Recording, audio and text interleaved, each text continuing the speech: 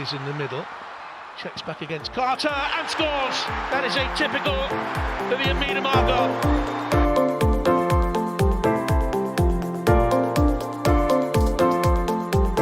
Quickly gets it back again. Oh, what a goal! Well, that sums up her season.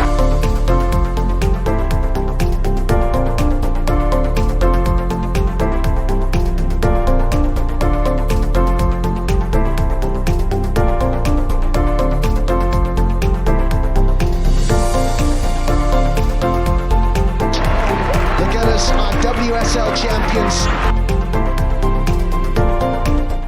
Welcome back to a Vic Akers Wonderland. My name is Matt Roberts. I hope you're all having a wonderful, whatever it is, day, night, evening, whatever you're doing.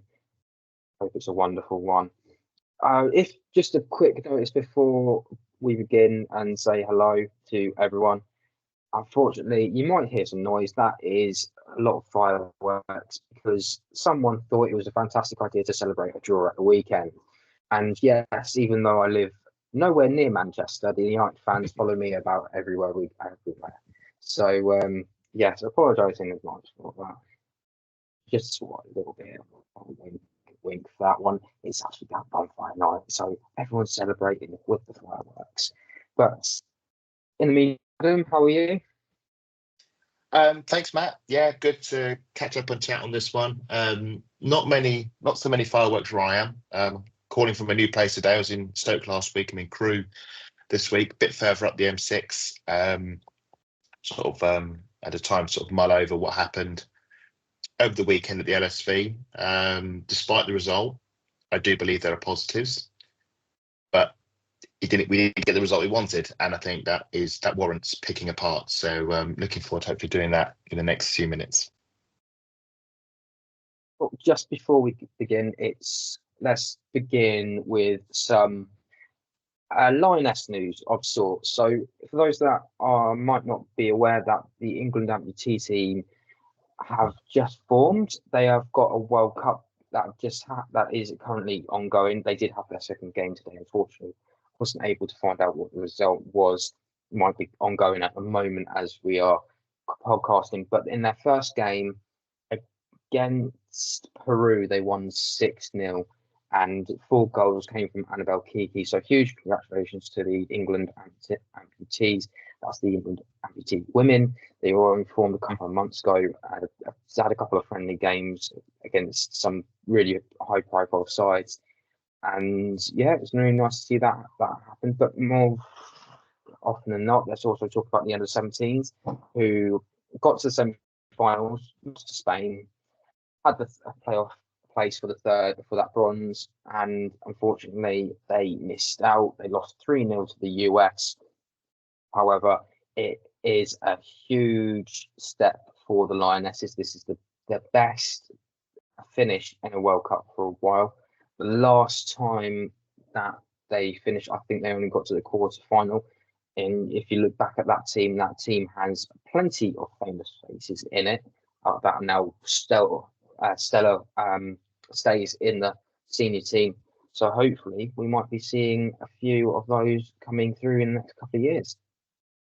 No, it'd be good to see. It's a good tournament for our young, very young Lionesses, and sadly not the result maybe we wanted, but 4th place. I wouldn't be ashamed of a finish like that, and all good experience. As you say, hopefully some of those young stars who went out there will come back to Arsenal better for it, and hopefully can help us. Who knows? Maybe at some point this season they'll be able to have their moment to shine. That'll be a good one to make sure of. I think we might see a few of them in the future, but let's wait and see. Just on that as well, the fact that they were losing to Japan in quarterfinals, and then to get a win it on penalties as well, that was huge for them. I think that's another sort of tick on England penalties cross. I was going to say England winning on penalties. I mean, this is a brave new world. Fantastic to see. Yeah, congratulations to them. More of home news. Kim Little has been pushed onto, as I say, pushed. He was voted to be on the PFA Players Board and is the WSL representative. Lucy Bronze has also been picked as part of that as well. So it looks very much like these players are going to have much more of a say in what's going to happen going further forward, which is great to see. I think we need to see more of that representation more than ever now. Absolutely. Absolutely. In fact, that's it. And I can't think of anybody better to have as a voice than our captain, who is, experience doesn't begin to describe what she has. She knows the league before the league even existed, if that makes sense. She's pre-WSL, and talented she is on the pitch. She has a great voice and great experience and knowledge to offer it as well. And just some stats just before we finish on this bit. FA Cup first round was here. This is the women's FA Cup this weekend, not just the men's. 274 goals, 5 penalty shootouts, and over 58 matches. I think that works out as roughly 6 or 7 goals a game, I'm estimating here. I've never been that good at maths, but an FA Cup first round of that have actually gotten really high goals. It's very unheard of. Well, I think the biggest, saddest thing is for all these goals and these games, these moments, and where were they? Where were they on YouTube? Were they on the BBC, on ITV? Could we have watched it? I've seen some clips, some little highlight clips, like little moments of some on social media, but where was the footage? I mean, which to say, while this has been happening on the men's side, the BBC have been showing the first round of the men's team. So I think there was, I think it was Kettering and Northampton. I think there was a cup set that happened there. I think Huddersfield were playing somebody else and lost. I can't remember which one it was, but there was great stuff happening on the men's side. I think women's side warrants a bit of coverage as well. Nothing. And I know there was a big news. I don't know if you were going to bring it up, Matt. I'll just drop it in here about the TV coverage deals changed. Sky and BBC are collaborating again. I think it's another 5 years. Sky are showing more games. There's hints that they could potentially broadcast some of the League Cup ties. I'm not just talking about the final and the knockout rounds on group stages as well. There's great coverage planned for the Championship, but I haven't heard much about the FA Cup. I'll have to check the statement again, but that's a very badly under-coveraged tournament, considering that before the WSL, that was the only game, the final was the only time you saw club football on TV. It was the lifeline for a lot of players to get themselves on TV and get the game across. Woefully under coverage, and I hope that will change under our new, should I say new ownership? The WPLL don't cover the FA Cup. It's still under the FA, it's still under their umbrella. So that's something the FA needs to look into there. Definitely. Yes, I think I've run out of room for more on the fact that I remember Southampton going to Ipswich. I think we talked about the goalkeeper. Kaya Reynolds goes up and scores a header in the last minute to equalise, and then you get the penalty shootout. Unfortunately, it's moments like that that's so magical, and you miss him. And it is a shame because those sort of moments means a lot to a lot of people. I mean, I've been when I volunteered, it was like that, being even in the first qualifying round. It's a huge moment because it's making that step towards where you want to be. So it would be nice to see more of it being covered, and I think hopefully in the future it does.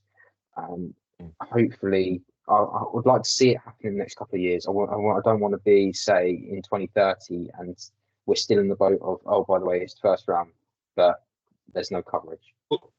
Well, hopefully it will change as the game progresses. The FA Cup, it needs more. It can't go on as it is. So fingers crossed. So we should get on to the game then itself. Unfortunately, Manchester United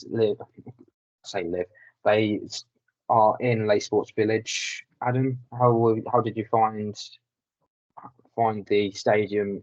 Is this your second? It's my second trip, but so the first time I went there was as part of the Euros. So it was the Netherlands versus Portugal, 3-2 game, brilliant game, and I really enjoyed it because they have a hotel right by the stadium, which I could stay at, and that was fine. Couldn't do that this time around because it was all fully booked. I very much was going into this game late. An opportunity arose, meant I could go to the game. So by that time, the hotels were fully booked. So I was staying a bit further away. From a transportation perspective, obviously you can't get there by train, so it's driving only.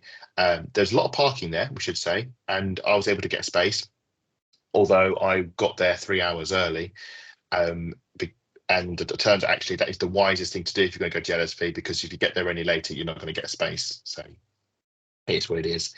But I enjoyed the stadium itself. I had no comments of it. I know, Matt, you've had bad experiences with it. I found it perfectly fine. Obviously, it's got anyone who's been to LSV will know what it's like around there. It's very much out of town. There are facilities around. There's there's a Morrison's, etc. So you can stock up on food and drink. But I tell you what, though, there was a very strong fan presence before the game. A lot of Man United fans at the stadium, which is fantastic. I'm led to believe it was a record attendance, about over 8,000 fans, and you really did feel it. Actually, I got into the stadium, all 4 stands filled with fans, which is what you want to see. I'm going back through some of the old archive stuff I've been doing with Arsenal and some of the old trips to the LSV.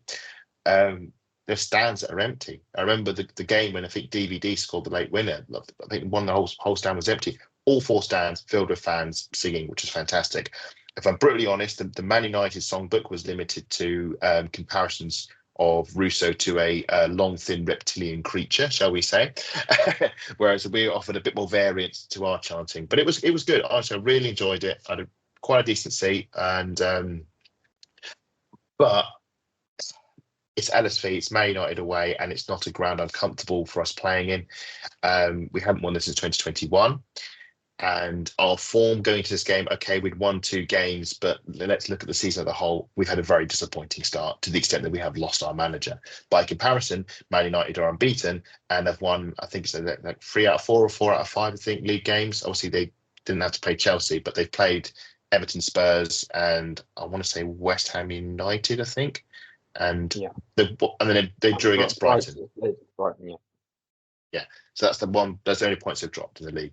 So they're in a better position than us. And we said on the preview pod, Man United, we underestimate them at our peril because we think, they haven't. But this is the kind of game we could get unstuck. And to be honest, I went into this game not expecting us to win. I always try and take the result when a result does happen. I always try and focus on what did I expect when I came in. And my instinct was, would I take a draw? Yes. As we'll get into, the game state of how it played out would suggest that a draw was not what we warranted. We warranted more. But I tried to cling on to that to try and quell the disappointment of what ultimately happened. It was a good trip. Another one to tick off the WSL list, and sat down and looked forward to what I was hoping was going to be an Arsenal win. Yeah, just on that, did they actually give an away section this time, or did they just turn around and say, "Oh, you'll sit wherever"? No, there was a strong element of segregation between where we sat. It was clear that there was a collective Man United noise at one point, part of the stadium, and it was quite clear that I was part of a collective of Arsenal fans. You were not intermingled. We definitely sort of separated apart, I think, for stand wise. I don't know exactly how far the away allocation spread. I did see a stat flying around. I can't recall it, unfortunately, but they gave the numbers of how many Arsenal fans actually made the trip. I think it was over 1,000. It was a considerable number. Yeah, I think it was 1,200 in the end. Yeah, that sounds about right. Yeah. So we had a good allocation, and I think we made our voices heard. Certainly where I was sat, a lot of banging on the walls and chants going. A lot of Russo chants for obvious reasons. The narratives do write us themselves. But yeah, I would say fair play to Man United and fair play to the LSV. It was a good ground, it was a good stadium, a good atmosphere, and one bit I do want to finish on is what was a nice touch is that they have left up signage from when they hosted the Euros. When they host, as mentioned, the Netherlands, Portugal, and they host some others, and they've retained that legacy. There's a sign up in the stands recognising it. I think there's a glass screens, glass doors, I think, and windows on the outside. I think it's like a club sort of room but they've left on there the engraving on the glass of the Euro 22 logos. I thought was a really nice touch. It's good to see that some of the stadiums are looking to fill that legacy a little bit, because it just means that it's a step forward for them. They've got to. I do remember that game against Portugal, which was a last minute booking, but for myself, I loved that game. Like, I think, to be honest, that was probably my favourite game to watch live, even though it was Leigh and everything that went on. But anyway, we should get onto this game itself. Let's just sum up that first half. That it was very much how I expected it to go. If I'm honest, it was very much two in the throwing, and you thought someone was going to score in that first half, but you weren't sure who. And it was just some fantastic build up from team in general. Just for example, first 7th minute, Kate takes a throw to Alessia Russo. Her effort is eventually wide. 11 minutes, through the man and puts a block in, but she plays a one-touch pass to Russo. Her effort is blocked, but it goes for a corner. So I think where to start with this is that maybe talk about the fact that we saw a lot better in terms of the attacking play than we have seen, say, in the West Ham game. In that first. Yes, absolutely. So this is the feeling I was getting, and it almost made it more frustrating than the West Ham game. So the West Ham game, I was again in the away end. So the first half was at the other end of the pitch, and nothing was happening. Nothing happened. Literally nothing from 45 minutes. Nothing of any real genuine consequence. Maybe one shot, but nothing of consequence to really think we're on top here. So that was an annoyance. This one was a different kind of annoyance, because even though I was at the other end of the pitch, I could see stuff was happening. I could see we were taking shots. I could see that there was stuff that was genuine jeopardy that was happening around the Manchester United penalty area that I had not seen on any of our previous away performances. You know, we were away at Leicester, weren't we, Leicester City? Apart from the goal, nothing really happened from an Arsenal perspective in the attack. I was actually seeing stuff happening from Arsenal, and the key player to that was Alessia Russo. Alessia Russo offered nothing against West Ham United. She was offering a real threat. We'll get to the second half and obviously how that peaked into. But from the off, I could see, she's on it. She's on it. And I turned around to her parents who were sat behind me throughout the game. Just drop that in there. Yes, they were at the game, and we were talking about it. And she was. I could really feel that there was a real desire from Russo to perform it. And I think we watched the internationals. Her first half against Germany, she was really good. Didn't score, hit the post, was very unlucky with an offside. In that first half, that was like, yes, this is Russo. This is the Russo we need.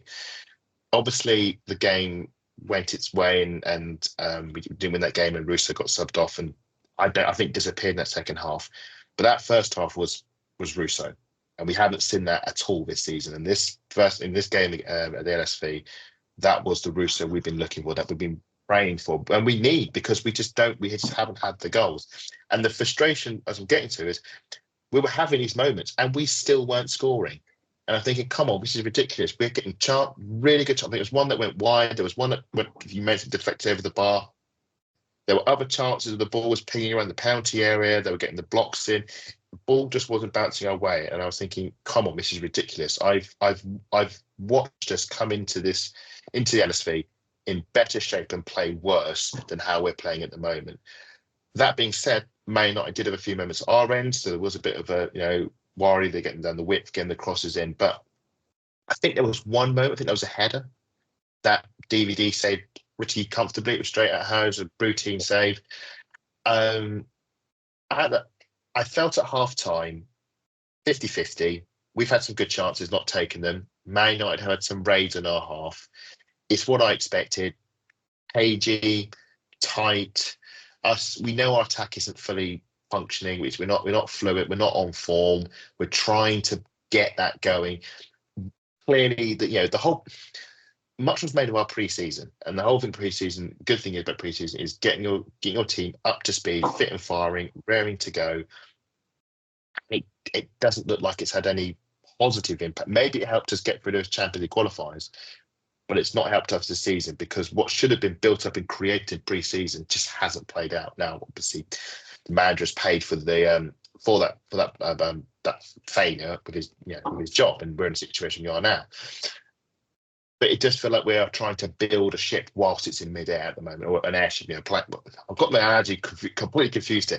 We're trying to build a plane while it's floating. We're trying to build a plane while it's in the air, and you can see the sort of improvements as you're mentioning that in the team. Some of the attacking play, we're getting the ball around. There was a greater speed to our play. There was much better passing. But again, it's that final third action. It's the final ball. It's the shot into the goal. Russo's getting in position and taking the shots, which is great, but she wasn't scoring, and meant that when we got to half time, it was 0-0, and you're thinking, well, are Man United going to be that bad in the second half? Surely the second half they're going to come out, they're going to be all over us. Mark's going to say that's not good enough. You're the home team. You're better than them. You're in better form. You're higher up in the table. You should be taking this Arsenal team apart. You've got the talent on the pitch to do that. So, if getting into the second half, what I would say is the second half was not the second half I was expecting. Just quickly, just before we finish on this first half, I'm very surprised the amount of times I've actually managed to put down Frida Marnham and Alessia Russo in the same sentence. Yes. Because again, team sheet, which the team sheet came out, and it was the Frida Russo partnership, and they are the Arsenal, the manager, there was a determination to get these two to work together, and we've not seen it. Maybe this was the game where maybe it was starting to happen. Like I said, I think if there was whenever a shot was happening, it was almost always Alessia Russo taking the shot, and I think if it wasn't her, I think Frida was either taking shot or she was having a key moment, if it would be the cross or the pass. Maybe there is the beginnings of a tandem between the two. Again, it's early days. I think Frida only played the first half. I think she was hooked at half time for Beth Mead.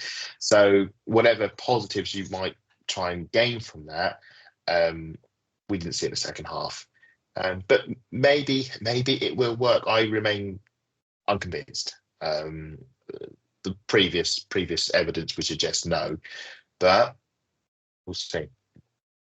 Maybe we might see it come Friday again. It might be more effective. We never know. I would not be surprised. If when we rock up the Emirates Stadium to play Brighton, it's Russo at 9 and Frida at 10. It would not surprise me, and maybe it will click. But we should say Brighton are not going to play the same as Man United. Brighton, I mean, we are veering wildly into the future now through the crystal ball and into a preview pod that we have yet to record. But one assumes Brighton will be a more defensive team than Manchester United. I would not expect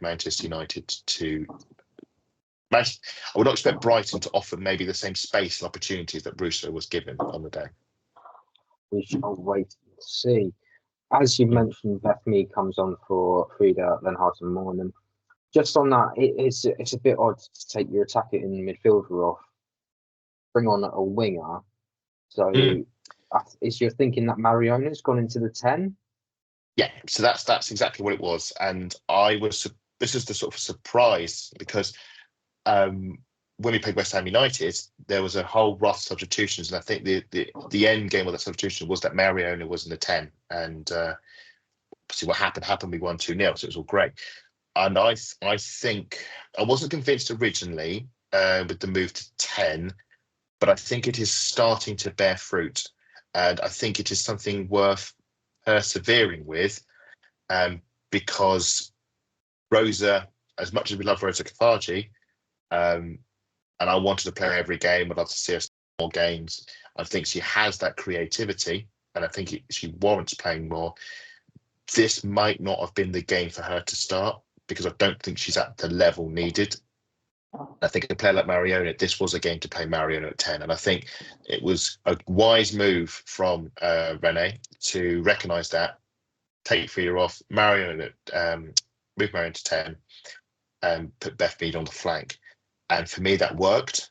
I thought we got a lot more. Mariona dictated the play more in the midfield.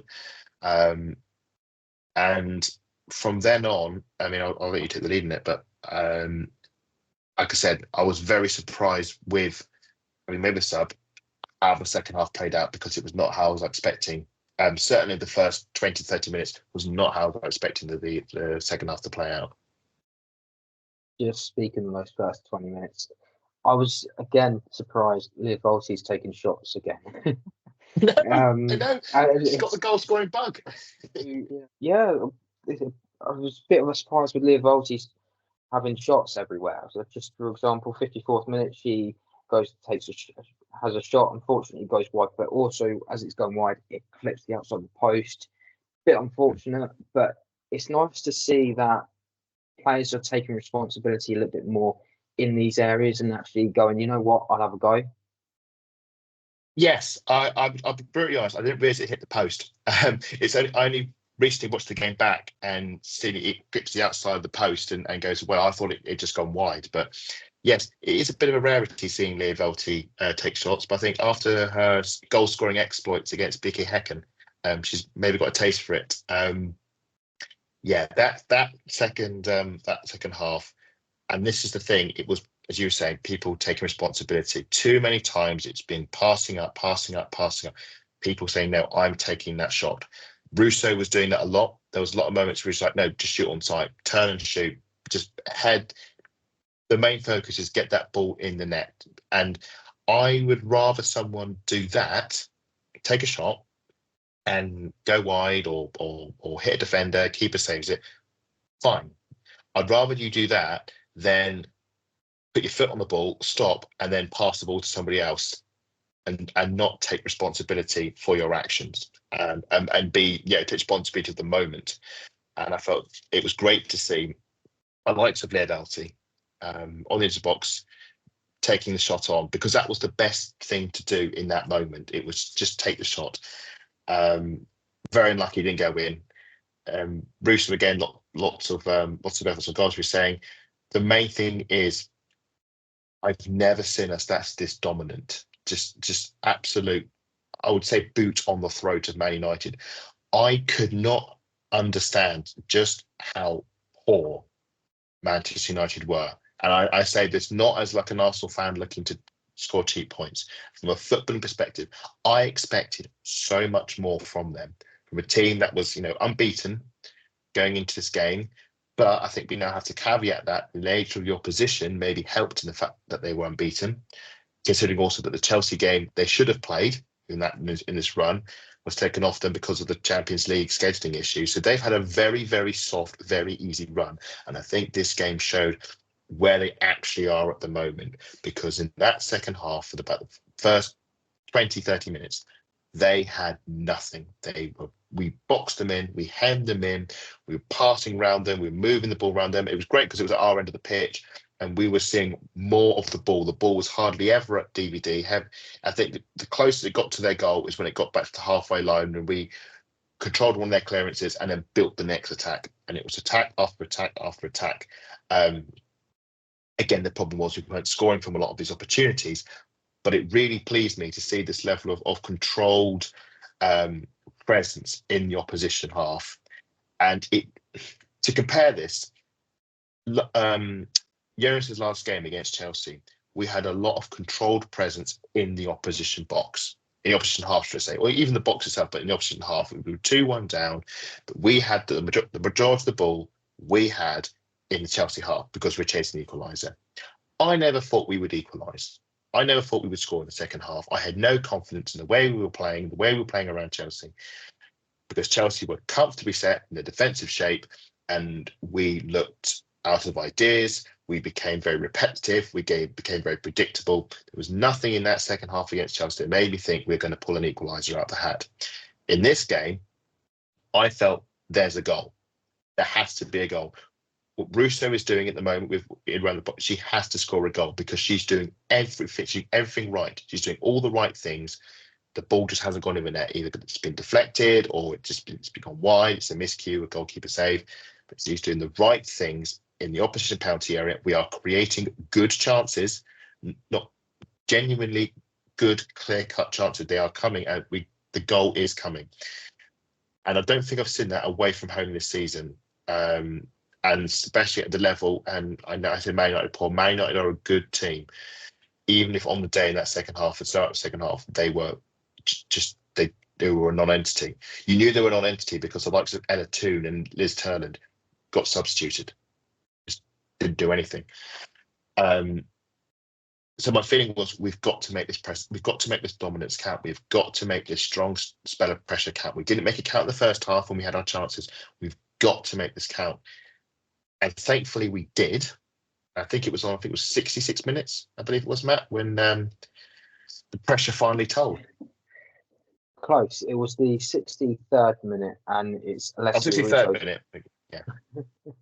Alessia Russo's first WSL goal of the season, off the mark. I think, Adam, you talked about Mariona being in 10, and she was fantastic in this field because she plays a fantastic through ball for Emily Fox. Fox then is into the area, and she sees Alessia Russo. First chance she has, right, I'm going to hit it, and it goes right, and that was right into the bottom corner. It's a fantastic goal, and I think when you look at, I know it sounds really weird when people are talking about player of the month and awards and things like that, but it's one of the reasons why I voted for Mariona, because I was seeing a lot more that she was attempting to do than, say, and Caitlin Ford, for example. Yes. So just to compare also with the 10s, we know what Frida at 10 is. Frida is driving runs. It is exploiting the space that the forwards offer her. What Stina often does by defenders. That's Frida at her best, at just running at the defence. Mariona offers a different 10 option, and her 10 option is penetrative passing.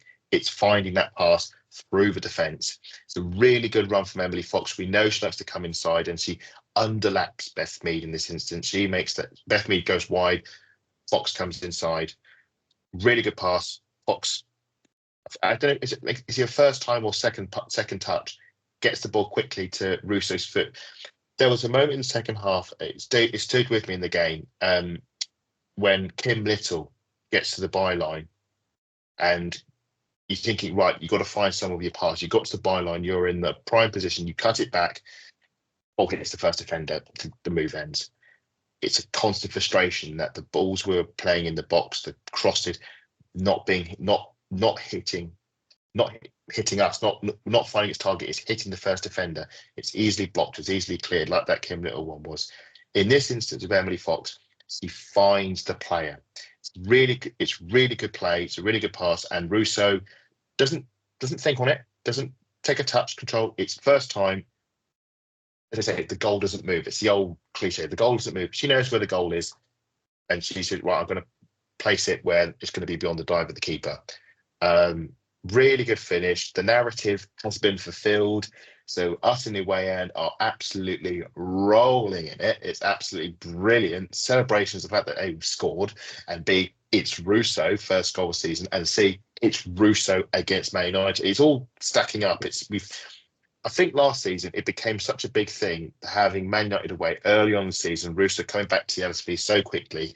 The big thing was, is Russo going to score? Is Russo going to score? Is Russo going to score? And to be fair, she did everything but score. She hit the post, Earps made a great save.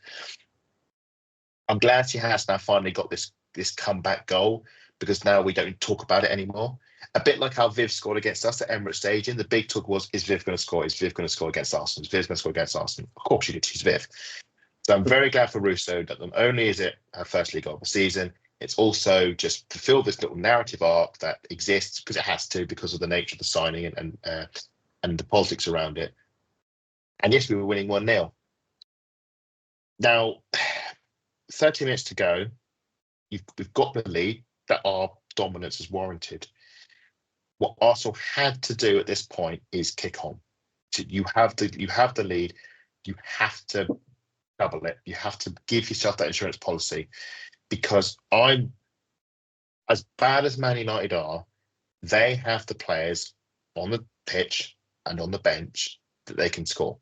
Doesn't matter. They could be as terrible as possible. They could find a goal. Could be an equaliser, could be a consolation, could be a winner even. So you know that this is not a given, and you need to make your dominance count, and you need to get that second goal. And what happened is the opposite. From my perspective, and this is based on my experience at the game and my thoughts after the game, I felt that after that goal we scored seemed to take the wind out of ourselves. The momentum, the attacking momentum that we had seemed to peter out as though that was the climax, when it should have been the step to the next, to keep going. So we sort of ran out of steam on that, and that was really frustrating. That being said, Man United didn't offer anything. So what happened was after the goal, the game just flatlined for a good, I'd say about 20, for about 15, 20 minutes. Nothing happened. And it's a disappointment, because I thought we were playing really well. I thought it was our best away performance of the season, certainly. Admittedly, it's a low bar, but that was how we should be playing away from home. It shows that we can do this. We can play at this level that we need to. But we didn't. We stopped.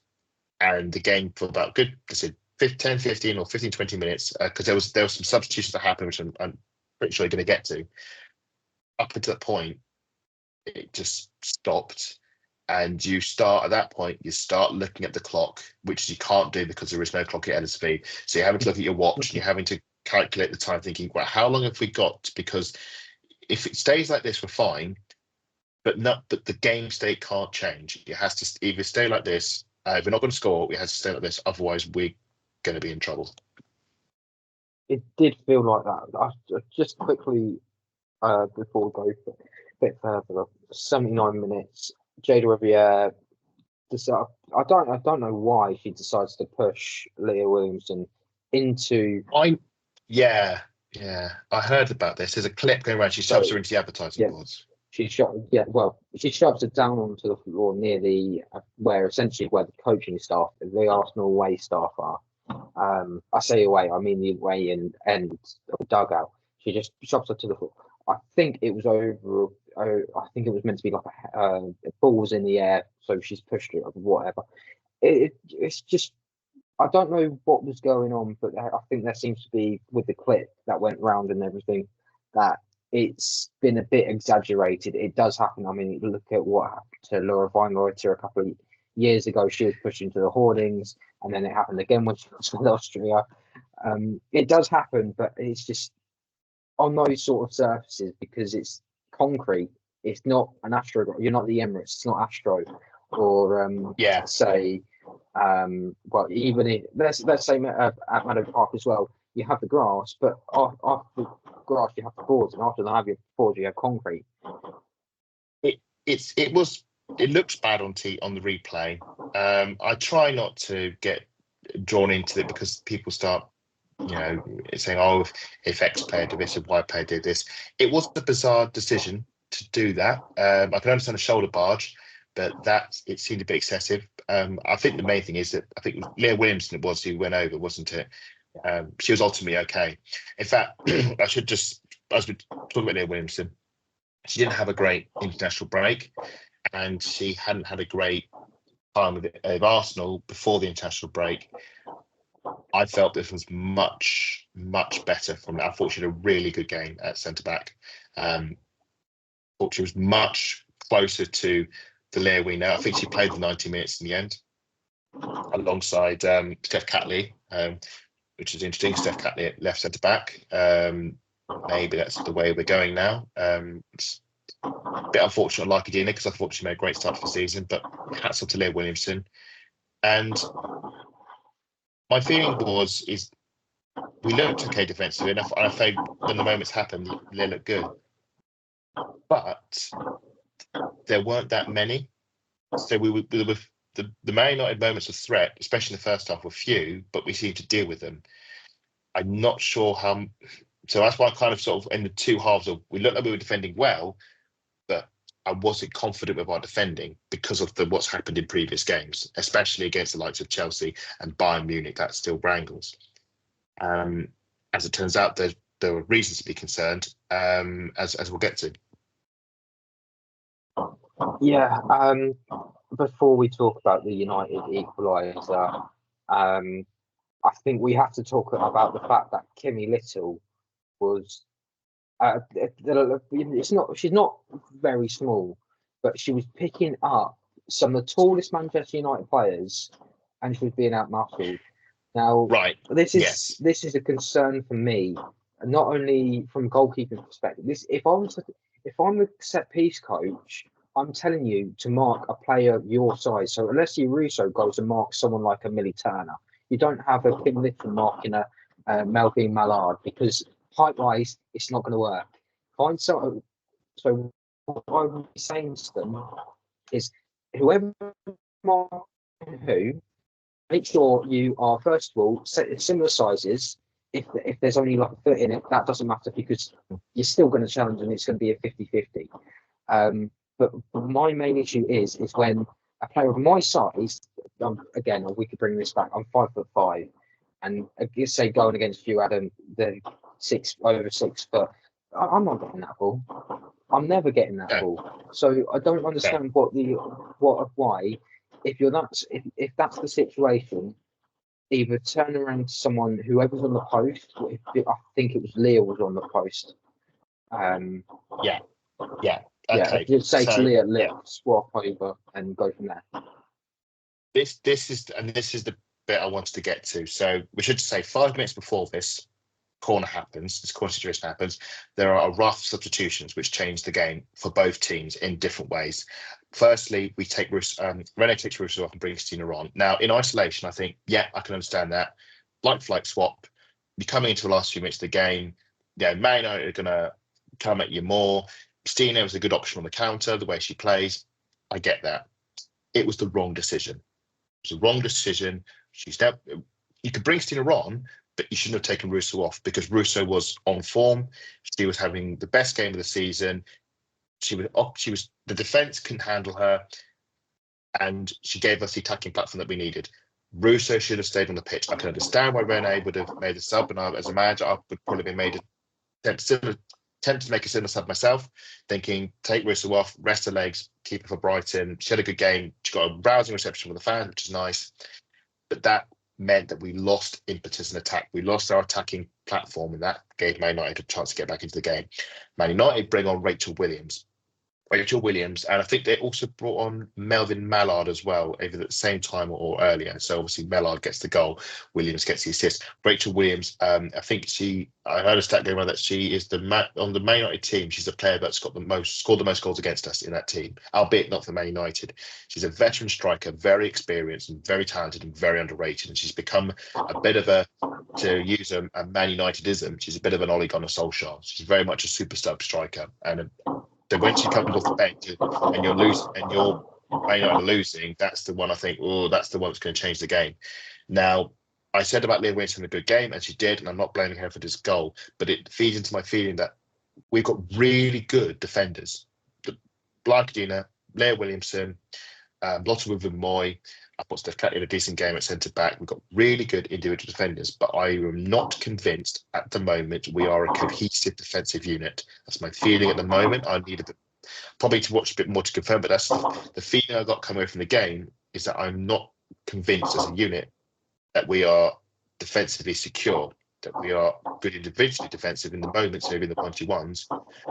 And the key moment for me is set pieces, and that's when you really see how good your defence is how organised you are. And Rachel Williams beats, I think, about 4 Arsenal players in the air to win the first ball. When the corner comes in, you have to win the first ball. You have to make first contact. Rachel Williams done this all throughout her career, wins that header. At that moment, you're in major trouble. And as you mentioned, Kim Little is picking up Mallard, who stood in front of the keeper. I think the commentator blamed the keeper for this one. I don't. I think it's clever for Mallard. It's close range. DVD can't react to it. She's flicked it over DVD's head. Boom, that's it. Your win's gone. The 2 points down the toilet, gone in one moment. because corner was not defended properly. And you didn't take your chances when you were on top. Arsenal should have been 2-3 goals up, either the chance they had in the first half and also a chance in the second half. They should have been home and home. There should not have been any jeopardy going to the last 10 minutes because they did enough on the pitch to warrant getting that goal. They didn't get that goal because they didn't get the goal because the forwards didn't to be scored enough of them at the moment. We didn't capitalise in that moment, and we know that's because our attack isn't fluent at the moment. It still isn't fluent. So in that sense, it's a draw, and it's on us. It's a failure by us to not secure the win that we should have done. We should have done it, and part of that is on us, part of that is on the subs. There were 10 minutes to go with a few corners, a few last-minute scrambles, but in those situations, I'm thinking I don't want to lose the game by chasing it. I could have easily seen like us overcommitting on a corner, Man United do a rapid counter, suddenly Mallard's chipped in a second, it's 2-1, and the Man United fans are rolling in it because they've got a late winner, and we're thinking, where on earth is all the points gone? It's a game we should have. I said, and this is what I said before, I turned up, my feeling was, I'll take a draw. We got the draw. But that's not the draw I thought we'd get. It's not the draw we deserved. We deserved more. And I think this highlights the scale of the problems at Arsenal. And we have to be fair, there are problems. If there were no problems, we'd be top of the league. It's a team that has got the minerals. We saw in the second half they can do it, albeit helped by a Man United team that just weren't at the races for a long period. And for me, that is down to them. And maybe I was discussing with Man United fan afterwards, maybe there's an element of Man United flattering to deceive. At times they look great. At times you think title winning team right there, you can see the goals, the play. Then they turn up and do this.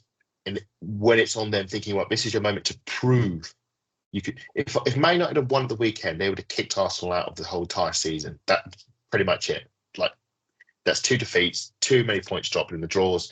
Like, top 3 is in genuine jeopardy. I mean, the title's gone. We should just make that clear. I can't see us winning the league. It's going to be between us and Man United for 3rd place, as it always is now. And this was the moment Man United could have just kicked Arsenal out of the ring altogether. They didn't. They missed their opportunity. This would have been a really good moment for us to say, right, we're project's back on track.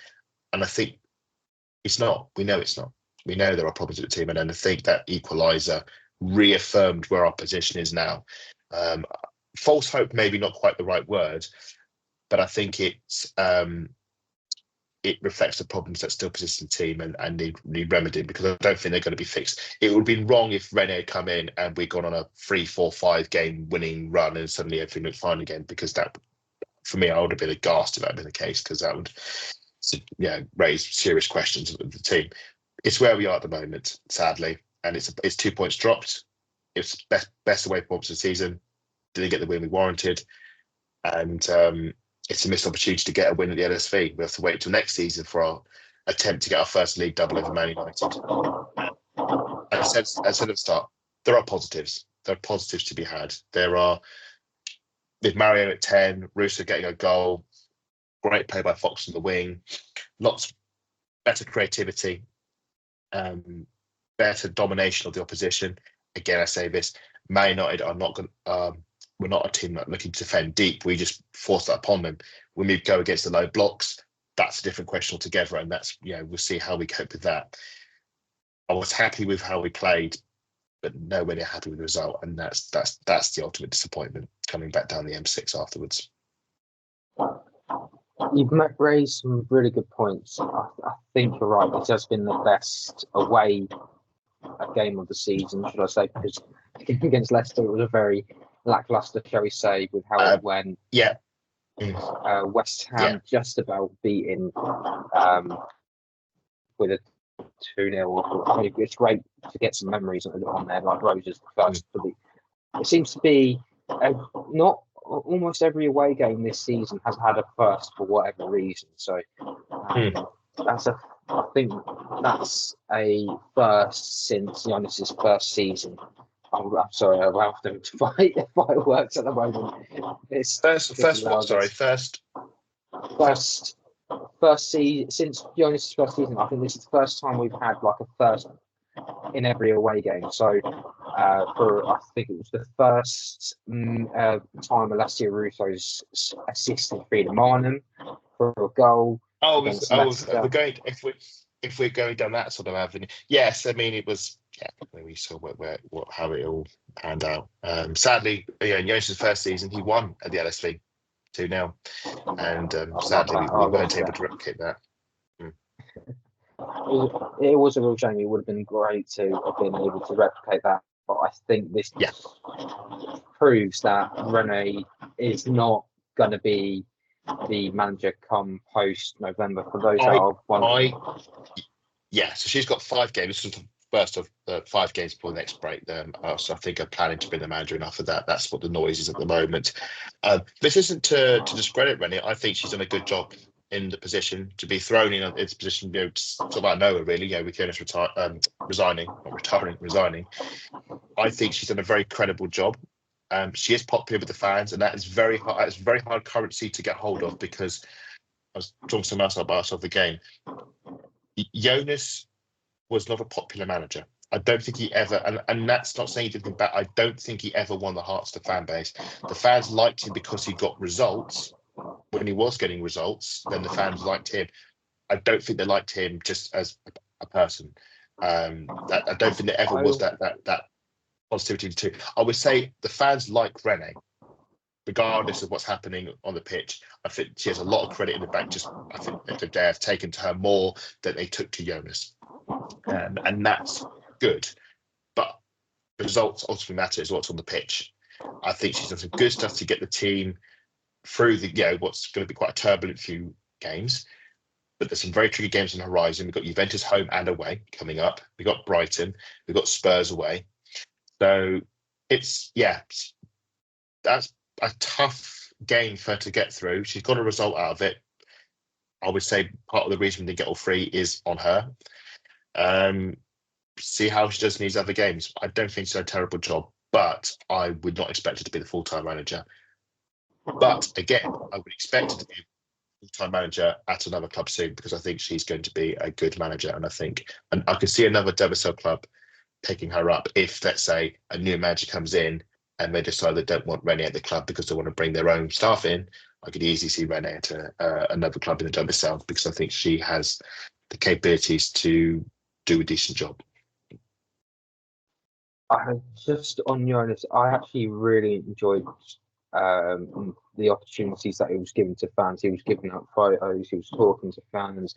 That was one of the reasons why I liked him. I don't think you see many managers sort of talk to fans after games and things like that, when like post end of season sort of thing, where they've got the time and things like that.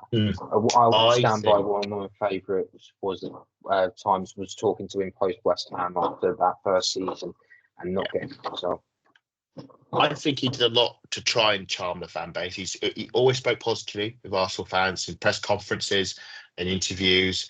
He applauded them after the game. He really tried to speak positively of Arsenal fans, but I don't think it was ever fully reciprocated. I think they liked him because of when he was winning games, winning trophies, getting results, but I don't think he ever won their hearts. I don't think there was a deep love for him at the club. And sadly, what happened in last season, the beginning of this season, meant that was never going to happen. There was just too much that happened that Arsenal fans didn't like, too many decisions made by him or those above him, that you were never going to, any hope of building a relationship had gone. Renee has a chance, and she will get probably a pass based on situation. But I was with the fans at full time when she came out to be interviewed by the BBC, and there was a lot of love for her, and a lot of cheering for her, and a lot of chants for her. The fans do like her, and she did appreciate that. I hope that whoever does come in is able to get that same level of love from the fans and respect, but that also will come with results as well.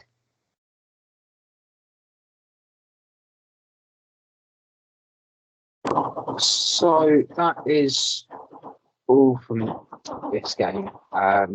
Thank you all for joining us. You can follow us at VAW Pod. You can also follow me at MattLR28. You can also follow Lottie at AWFC _ Lottie. Where can the lovely people find you? I think it's actually at Lottie_AWFC. But anyway, you can find me a few places. You can find me at Adam_Salter4. You can follow the archive, which is continuing to put up plenty of content this month. We had a few WSL Cup ties from a few seasons ago that have just gone up live on there, and a few. But there was a famous game against Undersea Lionesses in the League Cup when Vivian Miedemar scored 4 goals during lockdown. That's gone up there as well. Boy, could we do for some of those goals now. You can find that at the AW archive. Just on the archive, there is a bit of an announcement to make because we are working on a project with other people who we're collaborating with. We are trying to fill in the blanks and write the history of Arsenal women on Wikipedia. So we're working through. I've got a lot of spreadsheets of stats and results and goal scorers, and doing a lot of research around it and match reports and trying to get all the information together. That's work that's ongoing at the moment. So for those of you who ever wanted to research Arsenal women and frustrated by the lack of information, we're trying to make that happen. So do keep your eyes open, and if you can offer anything, any information, any statistics, if you spot while we're going through anything that's missing that a name of referee, a name of a football stadium or a team or a goal scorer, when somebody got a yellow card, stuff like that, do let us know, or do go in and fill in the blanks yourselves, and trying to at least piece our history back together again. That is all from us tonight. Thank you all for joining us, and see you next time. Until then, come on, you guys.